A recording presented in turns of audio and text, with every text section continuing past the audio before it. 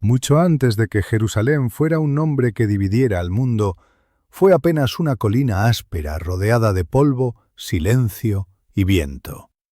No tenía puerto, no tenía ríos navegables, no era rica en oro ni en grandes cosechas, no parecía destinada a nada extraordinario.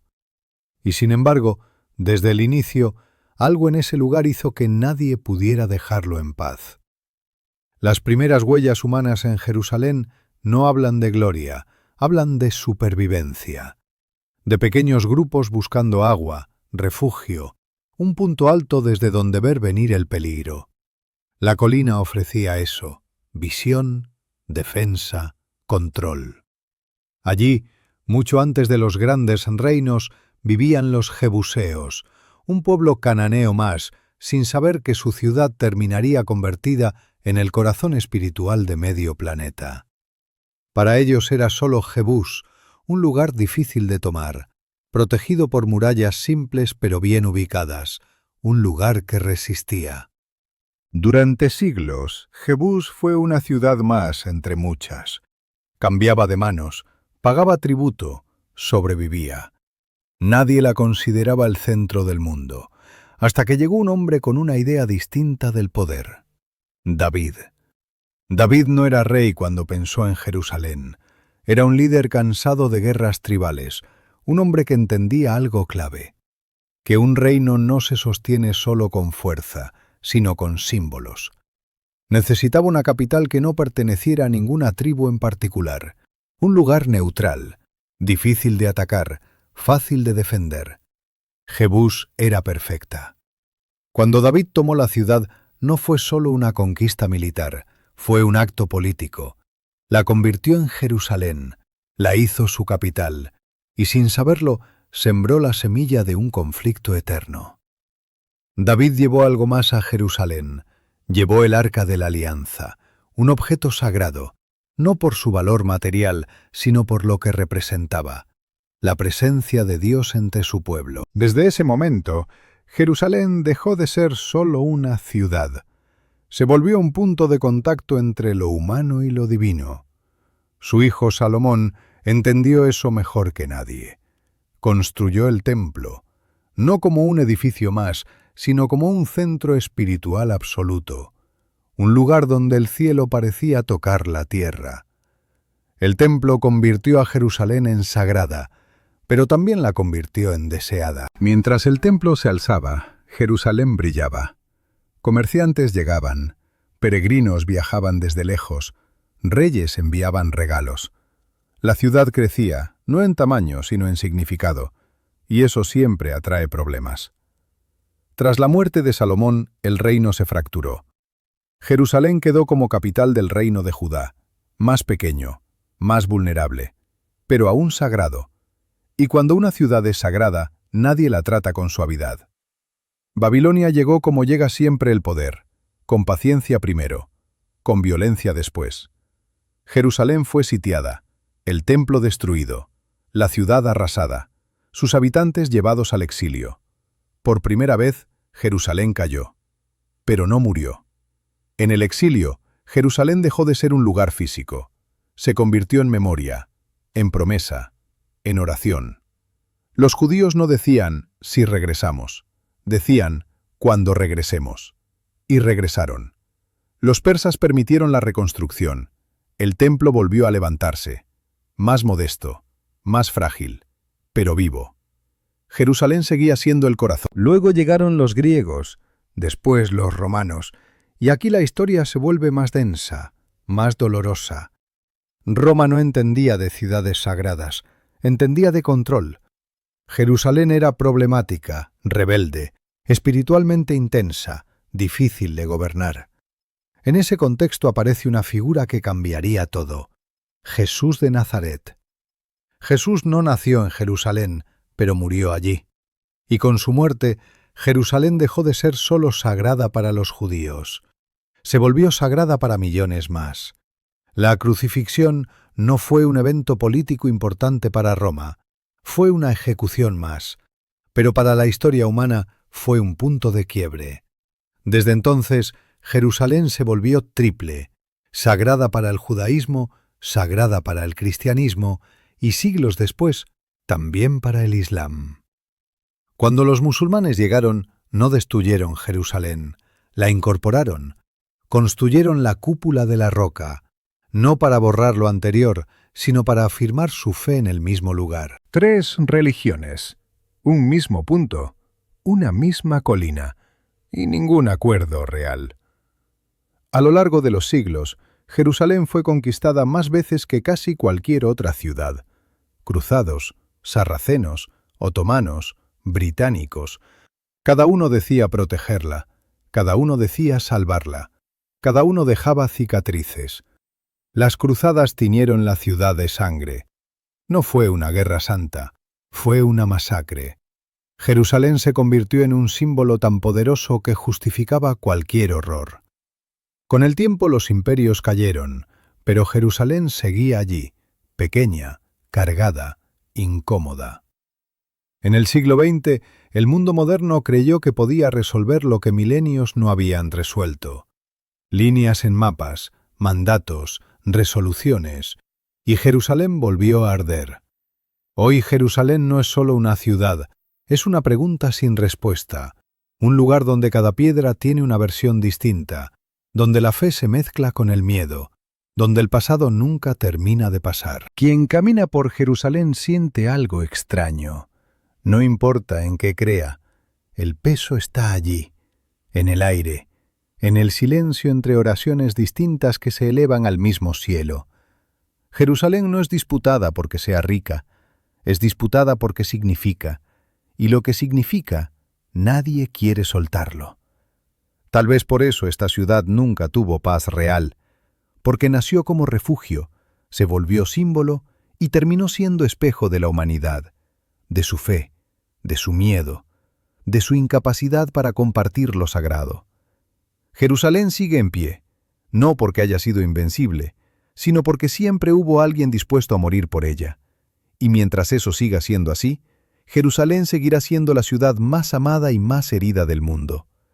Jerusalén no se explica solo por lo que ocurrió allí, sino por lo que sigue ocurriendo dentro de quienes la miran. Cada generación hereda la ciudad como se hereda una herida. No la elige, la recibe. Cuando el Imperio Otomano cayó y los británicos entraron en Jerusalén, el mundo creyó que comenzaba una etapa de orden. Uniformes nuevos, idioma nuevo, promesas nuevas.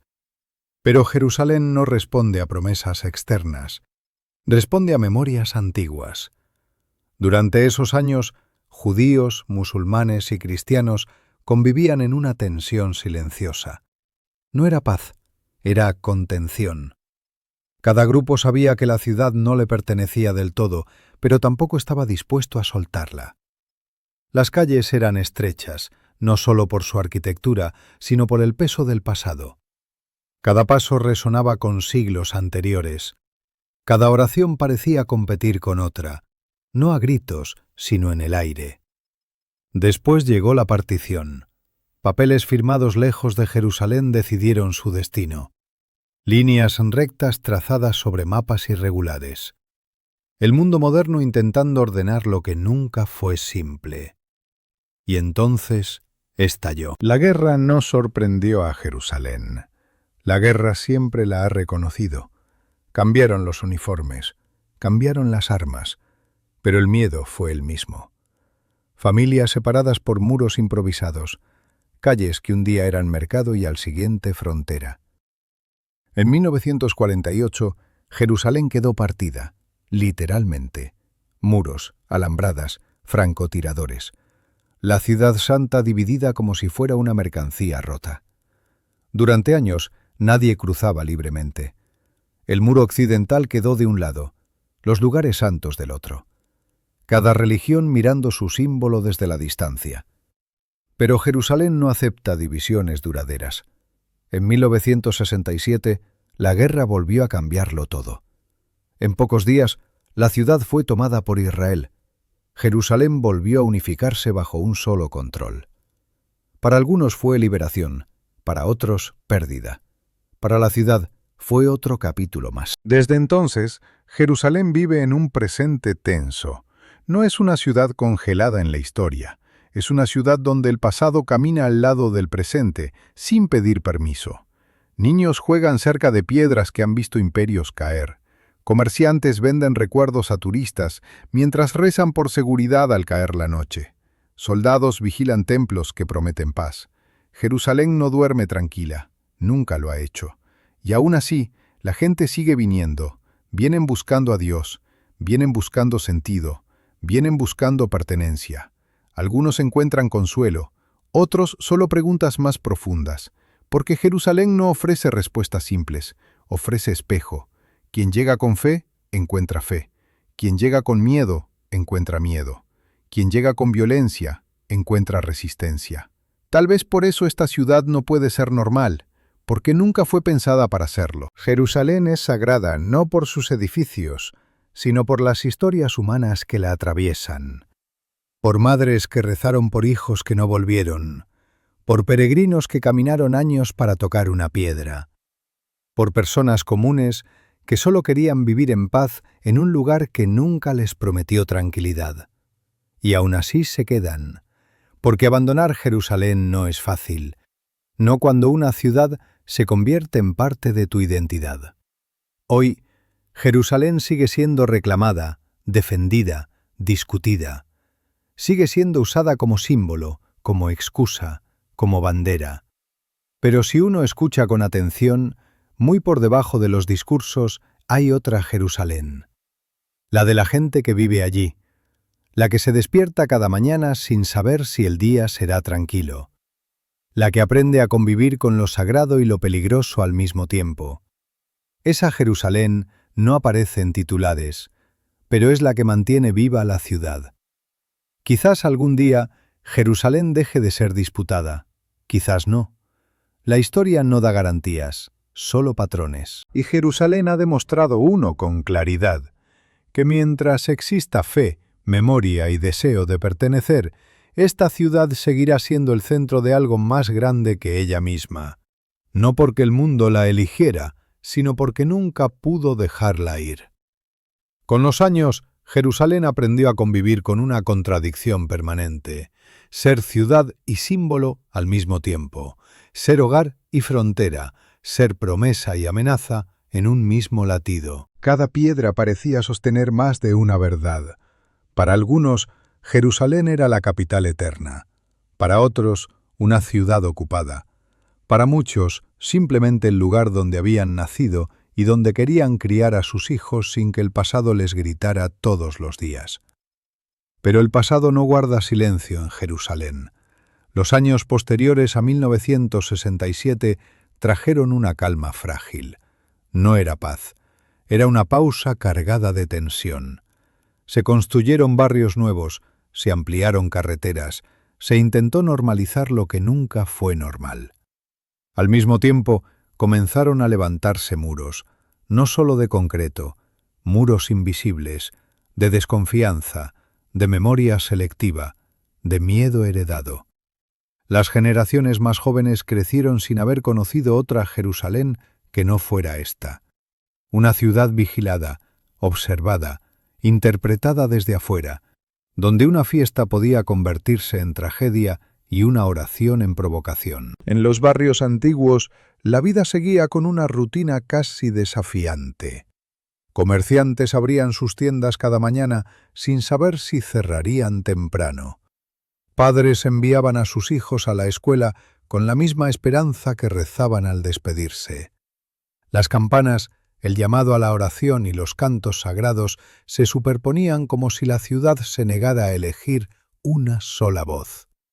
Jerusalén no eligió nunca una sola fe, las absorbió todas, y eso la volvió peligrosa para quienes necesitan respuestas simples. En el mundo moderno, Jerusalén se convirtió en titular, en debate, en argumento político, pero para quienes viven allí sigue siendo algo más íntimo, más crudo, más cotidiano. No es un concepto, es una calle que se cruza rápido por la noche, es una tienda que abre aunque el dueño sabe que podría perderlo todo. Es una madre que enseña a su hijo a no mirar demasiado, a no responder, a seguir caminando. Es una ciudad que enseña a sobrevivir, antes que a soñar. Y aún así, Jerusalén no perdió su magnetismo.